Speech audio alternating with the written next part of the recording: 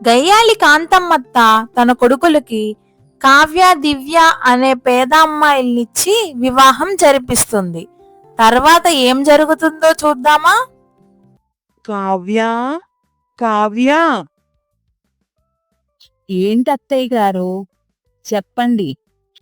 ఏంటి కావ్య, కాఫీ ఇమ్మని ఎంతసేపు అయింది? ఇప్పుడే కదత్తయ్యా చెప్పారు. పాలు పొయ్యి మీద వేశాను, మీరు మళ్ళీ పిలిచి అడుగుతున్నారు. కోడలికి పాలు మరిగే టైం అన్నా ఇవ్వే. కాఫీ అనగానే వచ్చేస్తుందా ఏంటి? మరగొద్దా పాలు? నువ్వు ఆగవయ్యా, మీకేమీ తెలీదు. మేమైతే మా అత్తగారు అడగగానే తీసుకొచ్చి ఇచ్చేసేవాళ్ళం. మీకులాగా ఎదురు సమాధానం చెప్పేవాళ్ళమా ఏంటి? సరే అత్తయ్యా, ఇప్పుడే తీసుకొచ్చిస్తాను మీకు. నువ్వు మా అమ్మకి కాఫీ ఎప్పుడిచ్చావే? అరవగా మంచినీళ్ళే ఎప్పుడు ఇవ్వలేదు. ఏమయ్యోయ్, నేను కోడలతో మాట్లాడినప్పుడు కోడలు నువ్వు వెనకేసుకొచ్చావనుకో, నేను ఊరుకోను. నువ్వు అలా ఉండు, నీకేం తెలీదు. దివ్యా దివ్యా ఏంటి అత్తయ్య గారు పిలిచారు? ఏమిటి దివ్యా, లోపల పడుకోవడమేనా? బయటకొచ్చి పని చేసేది ఏమన్నా ఉందా? పడుకోలేదత్తయ్యా, మీరు పైన ఉన్న సామానం దించి తోమ్మన్నారు కదా, అన్నీ సామానం దించేసరికి నీరసం వచ్చిందత్తయ్యా, కూర్చున్నాను. అప్పట్లో మా అత్తగారు చెప్తే ఏ పనైనా సులువుగా చేసేసేవాళ్ళం. నీకులాగా కాసేపు కూర్చొని కాసేపు పడుకొని చేసేవాళ్ళం కాదమ్మా. మరీ ఎంత ఇడ్డోరమా? అలాగే అత్తయ్యా, అక్క నేను కలిసి ఇప్పుడే తోమేస్తాం.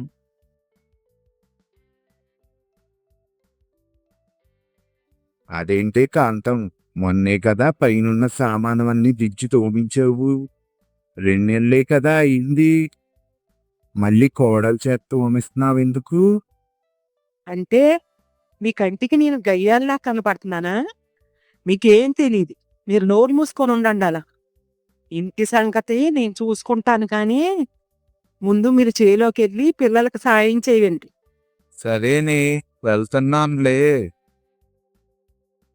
దీనికి ఎప్పుడు బుద్ధొస్తుందో ఏమిటో నాకేమీ అర్థం కావట్లేదు. దివ్యా దివ్యా వస్తున్నానండి. దివ్యా, నాకు త్వరగా అన్నం పెట్టు. నేను పొలానికి వెళ్ళిపోవాలి.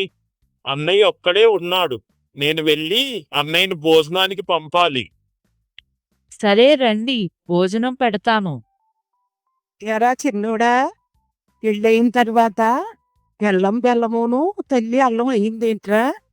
పెళ్ళవకముందు అమ్మ అన్నం పెట్టు అని అడిగేవాడివి, ఇప్పుడు పెళ్ళాన్నే అడుగుతున్నావు. నువ్వు రెస్ట్ తీసుకుంటావు కదా అని దివ్యని రమ్మన్నానమ్మా. నేనింకా ఏమీ ముసల్దాన్ని అవ్వలేదురా. నా బిడ్డలకి భోజనం పెట్టుకోవడం నాకేమీ శ్రమ కాదు. దివ్యా, నీకు లోన పనుంది కదమ్మా, నువ్వెళ్ళి గిన్నెలు తోముకో, వాడికి నేను భోజనం పెడతాను. ఏంట్రా చిన్నోడా, మీ నాన్నయ్య పొలానికి వెళ్ళమని పంపించాను కదా, అన్నయ్య ఒక్కడే ఉన్నాడంటున్నావేంటి? మీ నాన్న పొలానికి రాలేదా ఏంటి? నాన్న పొలానికే వస్తున్నట్టున్నాడమ్మా. దారిలో నాకు ఎదురయ్యాడు. చెట్టు కింద కూర్చుని గంగరాజు మావయ్యతో మాట్లాడుతున్నాడు.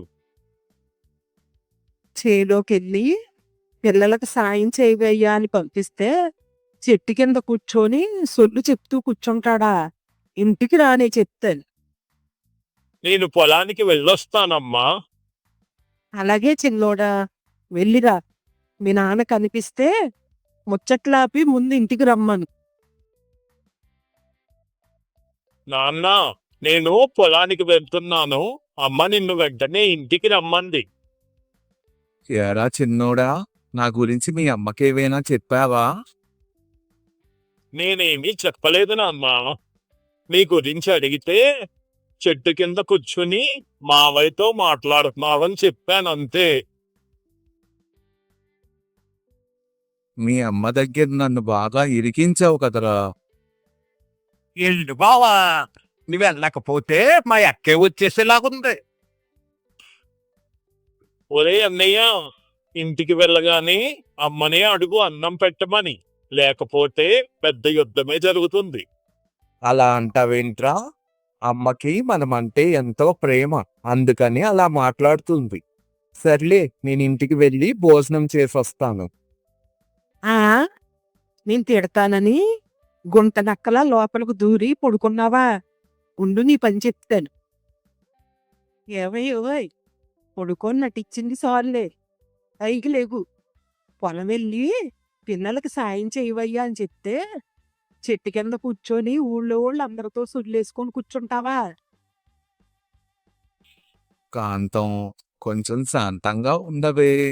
నీ గురించే నేను అక్కడ మాట్లాడుతుంది. బంగారం రేట్ ఎంత ఉందో కనుక్కుంటున్నాను. కొత్త నక్లీస్ అడిగావు కదా, చేపిద్దామని. అవునా అండి, మీరెంత మంచివారండి. మీరు నా గురించే ఆలోచిస్తారు. ఉండండి, మీరు ఈ మయాన్ని బాగా చిక్కిపోతున్నారు. మీకు ఒక గ్లాస్ మజ్జిగ తీసుకొస్తాను. హమ్మయ్యా, బతికిపోయాను. అప్పుడప్పుడు ఇలాంటి చిట్కాలు ఉపయోగించకపోతే నా పని ఎప్పుడో అయిపోయేది. ఈ మాత్రం తెలివి ఉంది కాబట్టి దీంతో నెగ్గుకుంటూ వస్తున్నాను. ఇంతలో కోడలిద్దరూ నీళ్లు పోసుకుంటారు. గయ్యాలి అత్త గయ్యాలితనం కొనసాగుతూ ఉంటుంది. 6 నెలల తర్వాత ఒకరోజు కావ్య దివ్య వాళ్ళ నాన్న అమ్మ వచ్చి, వదిని గారు బాగున్నారా? ఆ బాగానే ఉన్నాం.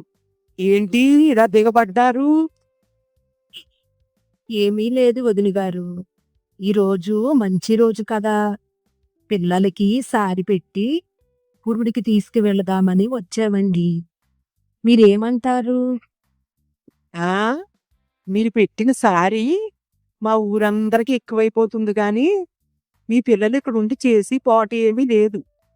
ఎప్పుడైనా ఏదన్నా పని చెప్తే కాళ్ళు నొప్పి చెయ్యి నొప్పి అని పడుకుంటూనే ఉంటారు. తీసుకువెళ్ళండి జాగ్రత్తగా. పురుడు పోసి నా మనవలతో జాగ్రత్తగా తీసుకురండి. అలా పురుడు కోసం కావ్య దివ్యలు పుట్టింటికి వెళతారు.